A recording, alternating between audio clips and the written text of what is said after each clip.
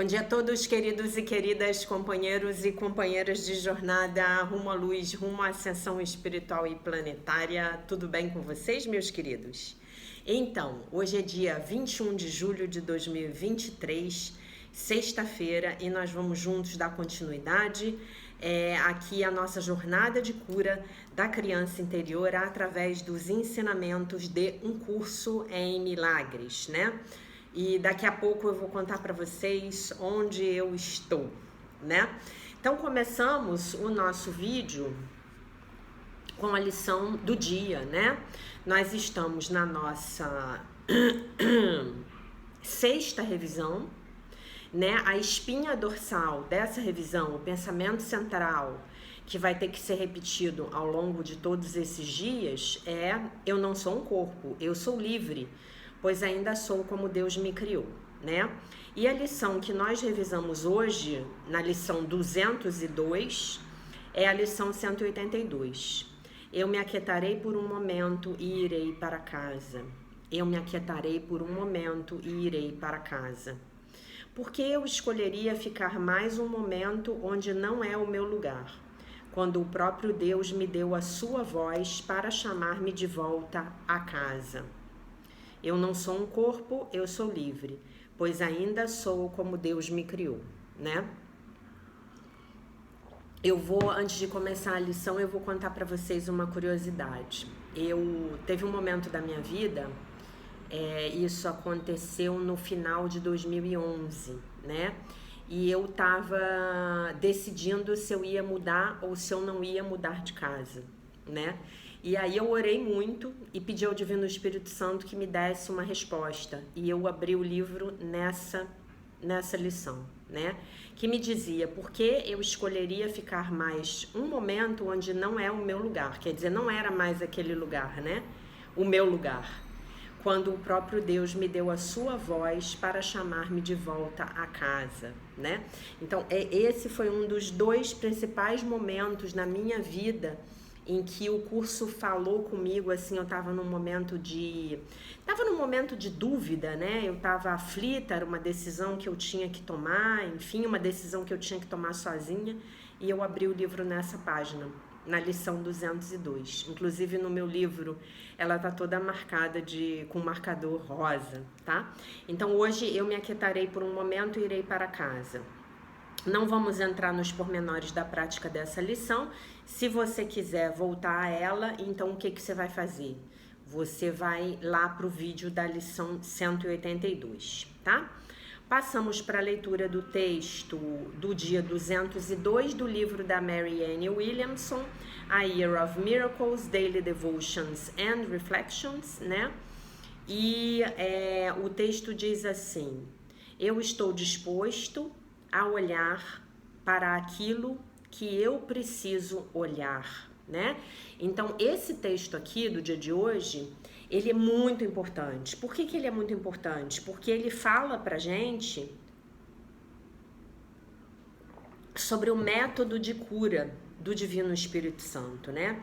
E eu falo muito a respeito disso pra vocês, né? Vocês concordam que eu sempre falo com vocês que a gente precisa olhar, que nós não podemos deixar lá no nosso inconsciente aqueles pensamentos de ataque, aquela escuridão que a gente já sabe que não nos serve mais, né? Então, esse texto dela, nesse sentido, ele é absolutamente maravilhoso.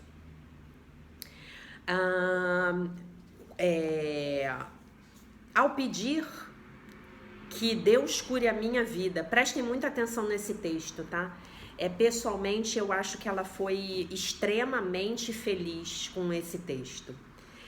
Ao pedir que Deus cure a minha vida, eu sei que uma luz irá brilhar sobre as coisas para as quais eu preciso olhar. Eu posso ver coisas a meu próprio respeito que eu preferiria não ver. E hoje eu me comprometo comigo mesmo a não olhar para longe, né? Isto é, a não desviar o meu olhar. Eu vou olhar para aquilo que realmente eu tenho que olhar, né? A luz não pode ser derramada sobre a escuridão, mas a escuridão deve ser exposta à luz. né? Então nós temos que levar a nossa escuridão à luz, né? Nós já falamos disso no ano passado, durante o ano inteiro, né? É o que o Dr. Kenneth Wapnick nos ensina, né? Que nós temos que levar a nossa escuridão à luz do nosso ser real, né? À luz do Divino Espírito Santo. Do contrário, essa escuridão meramente irá apodrecer, né? Aquilo que eu sempre falo para vocês, né? O exemplo que eu sempre dou para vocês. Eu não quero olhar, então aquilo vai começar a fermentar e apodrecer dentro da minha mente. Lembrando que esse conteúdo, ele está governando a minha vida do mesmo jeito, né? Quer eu queira olhar para ele, quer eu escolha não olhar para ele, tá? Eu estou disposto a permitir que a minha escuridão chegue à luz, venha à luz, para que eu possa entregá-la a Deus e orar para que então seja levada embora. Então, olhem que interessante os passos da oração aqui. Ela está dando os passos da nossa oração para o Divino Espírito Santo. Quais são esses passos? Então, eu me disponho a olhar para a minha escuridão. Eu me disponho a levar essa escuridão à luz da consciência crística. E eu me disponho a entregar tudo isso a Deus e eu oro para que tudo isso seja levado embora, né? Então, não quero mais aquilo que não está funcionando na minha vida, aqueles pensamentos de ataque, aqueles pensamentos de separação, eu não quero mais, né? Vocês concordam comigo? Eu não quero mais. Eu não preciso mais de nada disso. Não preciso mais de nada disso, tá? Então, ela colocou aqui uma oração. Querido Deus, eu entrego a você a minha escuridão. Olha, vamos entregar juntos? Então, querido Deus, nós entregamos a ti a nossa escuridão. Por favor, derrame a sua luz sobre ela, para que eu possa ser trazido a você. Não, perdão. Para que tudo que eu sou possa ser trazido a você e então purificado do medo. Amém. Então, o que é tudo aquilo que eu sou? Os meus pensamentos, as minhas emoções, né? O meu corpo físico, que na verdade é a sombra da minha mente, né? Então, eu quero entregar a Deus tudo aquilo que eu sou. Concordam comigo? Eu quero fazer isso. E eu quero pedir a Deus que verdadeiramente Ele limpe essa escuridão de mim. E aí, lembram do exemplo que eu dei, eu acho que foi anteontem, sobre o qual a gente falou que era levar o ego para o ser real, era mais ou menos como você colocar a neve para derreter sob o sol? Lembram disso? Então, é exatamente isso. Eu vou pegar essa neve que está sendo comparada aí, como num exemplo, a essa massa mental negativa, e a luz do sol, ela é comparada a quê? A luz da consciência crística. Então, imaginem que eu coloco uma neve sob um raio de sol. Rapidamente essa neve, ela derrete. Rapidamente essa neve, ela vai virar água líquida. E rapidamente essa água líquida vai evaporar. Não é? Então, é assim que funciona. Agora, eu preciso que vocês entendam muito bem que se eu não olhar, se eu não entregar e se eu não pedir para que tudo isso seja levado embora, para que a minha negatividade seja levada embora, então ela não vai desaparecer. E ela vai continuar comandando a minha vida, né? Ela vai continuar comandando a minha vida. E é impressionante como não sei se isso já aconteceu na vida de vocês, né? Mas comigo acontece com frequência, né? Você tá lá quieto, você tá lá super numa boa, fazendo as suas coisas, você tá numa boa frequência porque você meditou, porque você orou, porque você tá fazendo as suas práticas, e vem uma santa pessoa, aquele filho de Deus perfeito, inteiro, completo, maravilhoso e isento de pecado, e ele vem criar caso com você do nada. essa pessoa vem falar mal de você, essa pessoa vem difamar você, essa pessoa vem querer destruir você, essa pessoa vem querer criar um problema com você. Já aconteceu com vocês? E essa pessoa, ela cismou com você. Ela quer criar um caso com você. E ela quer apertar os seus botões, ela quer tirar você do sério. Essa pessoa pode ser um vizinho, essa pessoa pode ser um colega do seu trabalho, essa pessoa pode ser um familiar distante, né? Outro dia eu estava conversando com uma colega e ela estava falando que ela é homossexual. Eu acho que eu até contei isso aqui pra vocês, né? Ela é homossexual e ela estava falando que ela tem uma prima distante, ela tem uma companheira, tá? Ela tem um relacionamento sério, monogâmico com essa companheira, e ela falou que ela tem uma prima distante que em todas as reuniões de família, tipo Natal, Ano Novo, Dia das Mães, a família grande se reúne e a prima vai lá humilhá-la e vai dizer pra ela que ela é a vergonha da família. Vai dizer pra ela, vai provocar ela, vai dizer pra ela que a vida dela não anda, vai dizer pra ela que ela é uma infeliz, vai dizer pra ela que ela é uma pecadora, sei lá. E ela estava contando isso num grupo, né, de amigas, né? Não sou amiga dela, uma colega, né? E aí eu fiquei pensando, gente, como tem pessoas, né, que realmente não tem mais o que fazer e vêm criar caso com a gente, né? E por que essas pessoas vêm? Lembrando da lição de ontem, né? Eu confio em meus irmãos que são um comigo, né? Então, lembrando da lição de ontem, essas pessoas, elas vêm para me sinalizar algo que dentro de mim não tá ok. Então, o que eu acho no caso dessa minha colega? Essa minha colega, no fundo, ela tem uma grande autorrejeição, né? Entre outros motivos, por ela ser homossexual. Ela própria não aceita isso, né? Então ela atrai essa pessoa maravilhosa, essa filha de Deus perfeita, inteira, completa, maravilhosa, para sinalizar ela, né? Mas enfim, as pessoas vêm e as pessoas querem ser injustas com a gente, querem provocar a gente, querem uma reação nossa. Então, gente, se eu não estou olhando efetivamente, a lição vai ser perdida, né? Então eu acho que nesse sentido ela foi muito feliz aqui, a Marianne, porque ela nos deu, o passo a passo do nosso processo de liberação. E como é que nós estamos fazendo esse processo de liberação aqui na nossa jornada de cura da criança interior? Nós estamos fazendo esse processo de liberação da seguinte forma.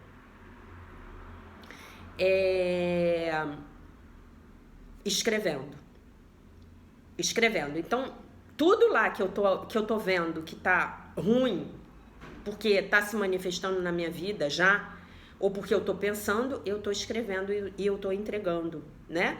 Diariamente o meu material negativo pro Espírito Santo, né? Então ela diz, a luz não pode ser derramada sobre a escuridão, mas em vez disso, a escuridão pode ser exposta à luz. Quando eu boto no papel, saiu da minha mente, não tá mais dentro da minha mente, não é mais secreto. Então eu posso escrever assim: eu quero matar a minha prima toda vez que eu a encontro nos eventos sociais e nos eventos familiares e ela vai me humilhar, né?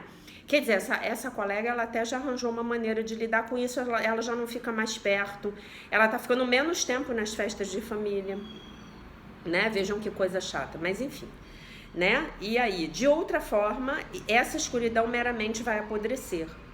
Eu estou disposta a permitir que a minha escuridão venha até a luz, para que eu possa entregá-la a Deus e orar para que ela seja levada embora.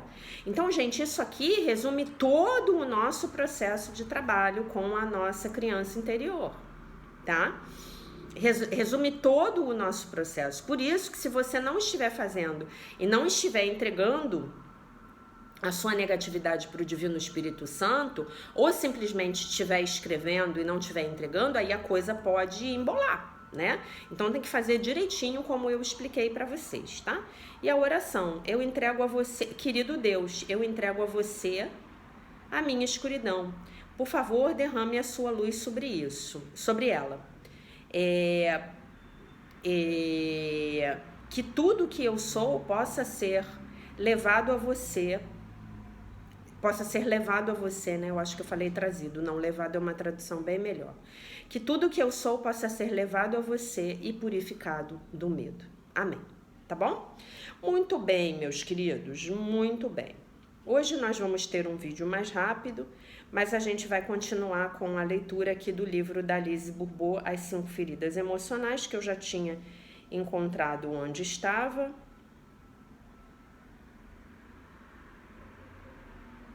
Peraí. Mas agora já me perdi.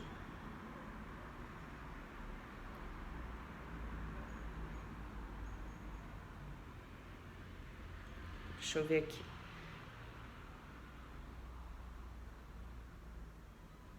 Tá aqui, achei. Peraí, deixa eu ver se é aqui.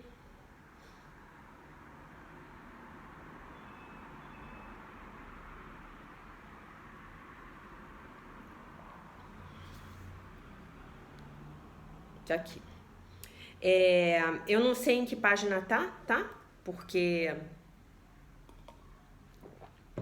aqui não tá numerado. Mas eu tô continuando do parágrafo que no qual a gente parou ontem. Lembrando que nós vamos falar um pouco mais sobre a questão da ferida da traição. Como eu tô viajando, gente, eu estou em Buenos Aires, tá? Eu ganhei um final de semana em Buenos Aires, ganhei uma viagem para fazer o workshop do Stargate em Buenos Aires, tá bom? E cá estou, tá bem? E cheguei de madrugada. Então, eu vou fazer um vídeo mais rápido, tá? Mas lembrando que nós estamos falando da ferida da traição, é uma ferida muito importante. Ontem algum de vocês falou assim pra mim, é muito interessante como essa jornada está me trazendo as lembranças da minha infância que estavam lá escondidas. Sim, esse é o objetivo. A jornada vai trazer para vocês as lembranças que estavam lá escondidas, tá bom? A gente vai lembrar. E não pensem vocês que eu também não tô lembrando, não. Eu tô lembrando de coisas assim da minha infância que, nossa, tá sendo muito legal para mim fazer essa jornada junto com cada um de vocês, né?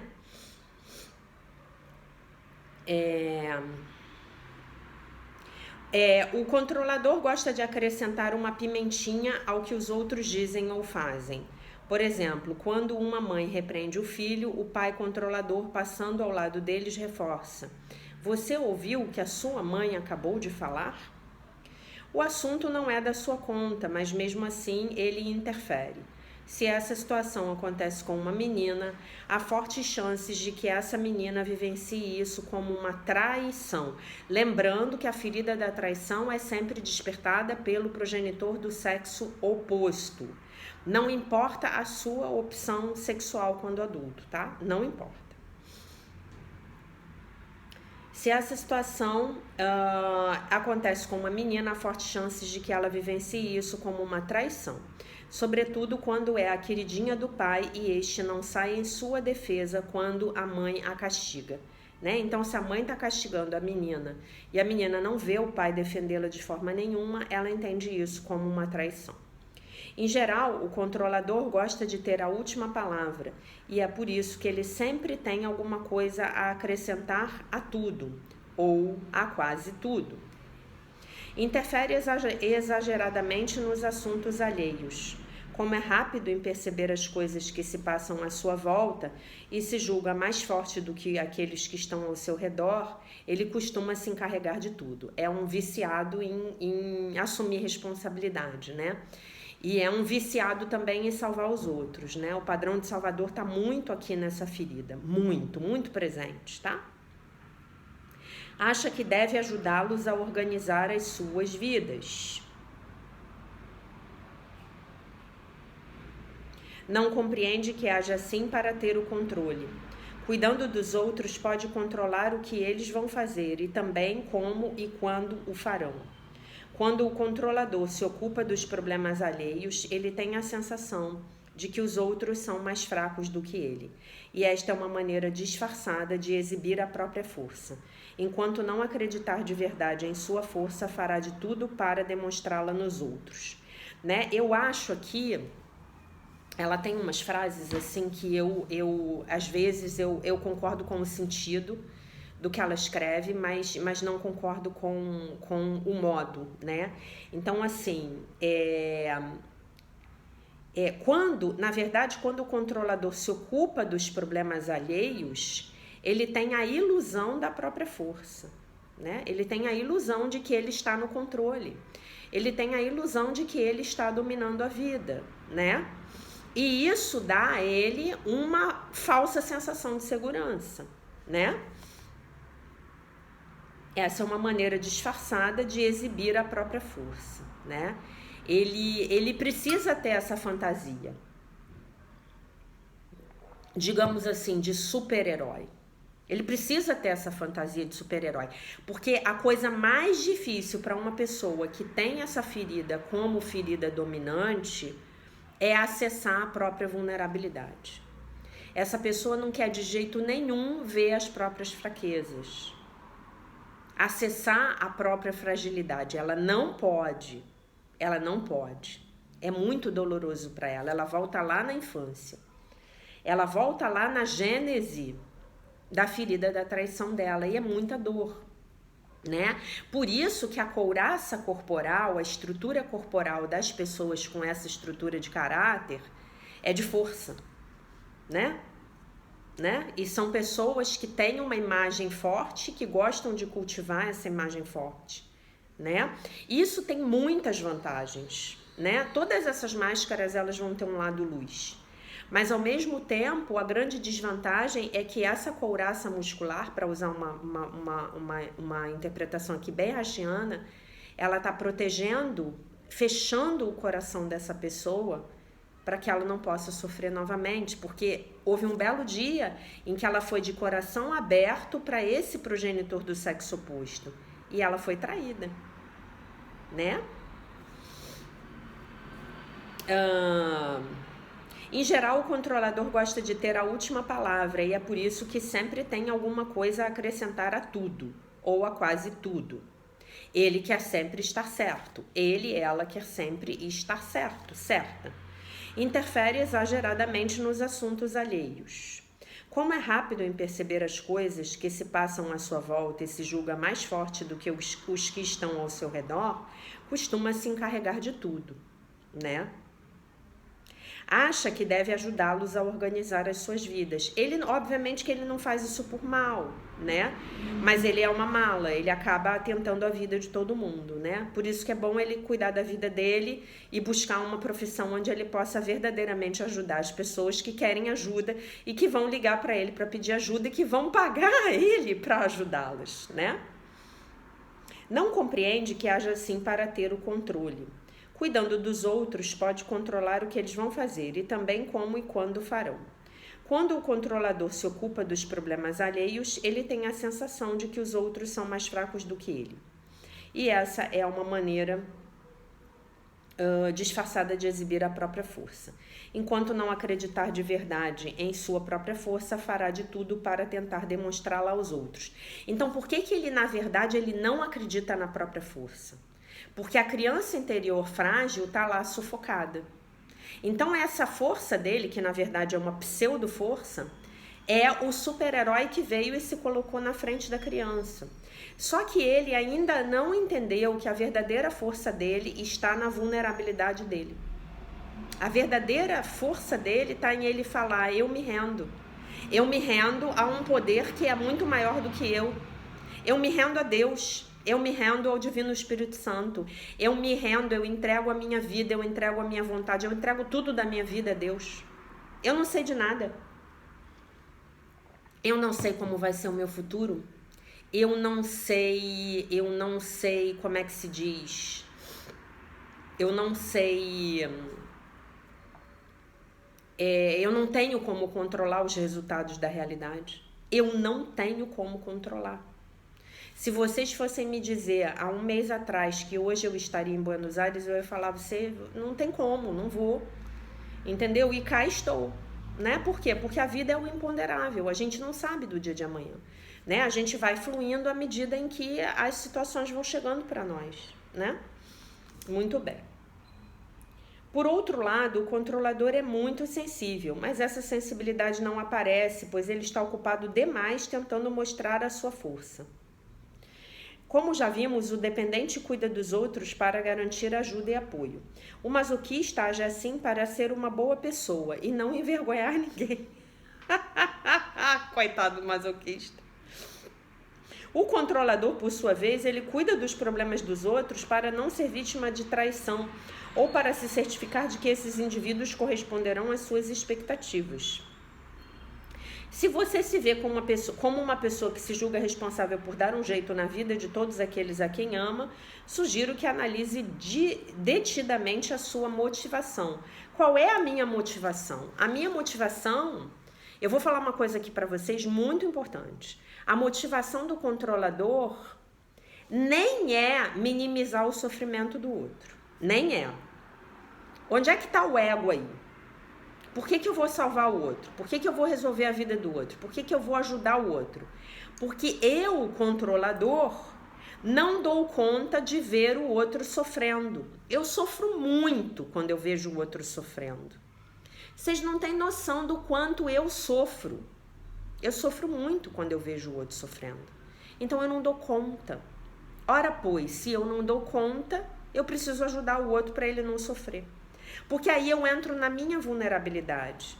Então, para mim, que tenho uma estrutura controladora, eu preciso ajudar o outro para eu não entrar na minha dor ao ver o outro sofrendo. Então, é muito ego. E eu, às vezes, eu não consigo entender que o sofrimento do outro vai ensinar ao outro a lição que o outro precisa aprender. Vocês entendem? Às vezes eu preciso deixar a pessoa que eu amo seguir o caminho dela. Porque ao seguir o caminho dela, ela vai poder amadurecer, crescer e aprender através da própria experiência. Em vez de eu ficar lá tirando os obstáculos da frente dela. Um dia não estarei mais aqui. Como é que essa pessoa vai se virar, né? O ego do controlador prevalece facilmente quando alguém o repreende, pois ele não gosta de ser vigiado, em especial por outro controlador. Experimenta grande inquietação diante de pessoas autoritárias, pois julga que elas querem controlá-lo. Justifica-se e sempre encontra uma boa razão para fazer as coisas à sua maneira. Admite com bastante dificuldade seus medos e recusa-se a falar das suas fraquezas. Claro, ele não dá conta de acessar a própria vulnerabilidade. Dói demais. Desde criança gosta de fazer as coisas sozinho. Ele quer fazer tudo do seu jeito, mas adora que os outros o reconheçam, o felicitem e principalmente notem o que ele fez. Ele evita mostrar a sua vulnerabilidade, temendo que a outra pessoa se aproveite disso e o controle. Gosta de se mostrar impetuoso, corajoso e forte, sempre que possível. Eu vou além. Ele evita mostrar a sua vulnerabilidade, temendo que a outra pessoa se aproveite disso e o controle. Ele não entra nem em contato com a própria vulnerabilidade, né? Se ele já está entrando e já está tentando esconder, já estamos num bom caminho. Costuma se guiar pela própria cabeça. Diz aos outros o que os outros querem ouvir, mas ele só faz o que quer. Eis um exemplo. Um dia o meu marido e eu contratamos um homem do tipo controlador para fazer uns reparos na minha casa. Expliquei-lhe o que queria que fizesse e por onde gostaria que começasse. Percebi que não estava concordando e nem gostando que eu lhe dissesse o que fazer, uma vez que era ele o especialista. Tentou me convencer a adotar a sua maneira de ver as coisas, sem levar em conta as minhas prioridades. Respondi que compreendia seu ponto de vista, mas que, considerando nossas necessidades, meu marido e eu preferiríamos outra coisa. Uau! E aí ela também, né? Ela também entra num pouco, né? Nesse controle, né? Porque se o homem é um especialista, né?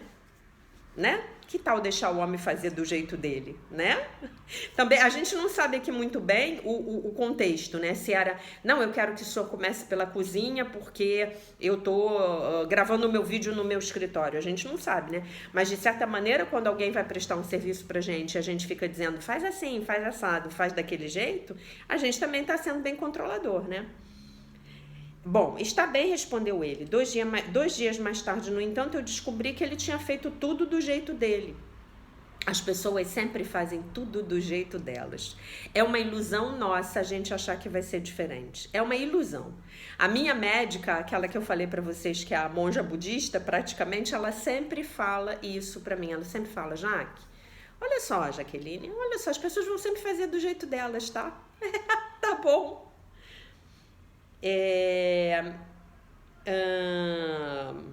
Quando lhe comuniquei meu desagrado, pois tinha feito tudo do jeito dele, pois não fizera nada como eu tinha pedido, suas justificativas já estavam todas prontas. Ele deu um jeito de ter a última palavra, pois já era tarde demais para refazer tudo. Mencionei anteriormente que o controlador não gosta das pessoas autoritárias, mas ele não se dá conta do número de ocasiões em que ele dá ordem e decide pelos outros. Claro, todo controlador é autoritário, por isso que ele não gosta de outro autoritário no terreiro dele, né? No meu galinheiro aqui sou eu que mando, né? Acho muito curioso observar um controlador ocupando um cargo de direção ou vigilância num lugar público como um restaurante, um hospital, uma loja, etc. Ele quer saber tudo o que se passa, dá a sua opinião sem que esta seja solicitada. Não consegue se abster de acrescentar um comentário ao que os outros fazem ou dizem. Certo dia, num restaurante, observei um garçom controlador dar ordens a outro garçom, que tinha todas as características do escapista. O controlador dizia sem parar ao escapista como ele devia servir, e o escapista erguia os olhos para o teto, em sinal de irritação. Ai, meu Deus, me livrai de todo mal. Eu acabara de transmitir as minhas impressões ao meu marido, dizendo-lhe que aqueles dois eram bem capazes de se engalfinhar, quando o jovem escapista que nos servia dirigiu-se à nossa mesa e começou a nos contar como a situação estava difícil para ele e que planejava pedir demissão em breve. Conhecendo essas feridas, não me admirei ao ouvir tais declarações, pois um escapista que se sente muito rejeitado prefere fugir a enfrentar a situação. O mais interessante nessa história é que o garçom controlador não era sequer o seu chefe superior. Simplesmente julgara por bem transformar o outro em um profissional tão bom quanto ele próprio. O controlador parecia dominar bem a clientela, se mostrava muito orgulhoso com o seu trabalho e não se dava conta da sua atitude autoritária. Estava mais ocupado em mostrar ao patrão que era um bom funcionário e que podiam confiar nele em qualquer situação. Do seu ponto de vista, o outro garçom deveria lhe ser grato pela ajuda que ele oferecia. O que chamamos de controle, o controlador chama de ajuda. Isso é muito importante. Então, é importante eu notar sempre que eu estiver querendo ajudar alguém. Tem um ditado americano que diz: a ajuda é o lado ensolarado do controle. Então, o lado escuro da ajuda é o controle. Então, se o outro não está me pedindo ajuda, que eu cuide dos meus próprios assuntos. Isso vai me ajudar muito a curar a minha ferida emocional de traição, tá?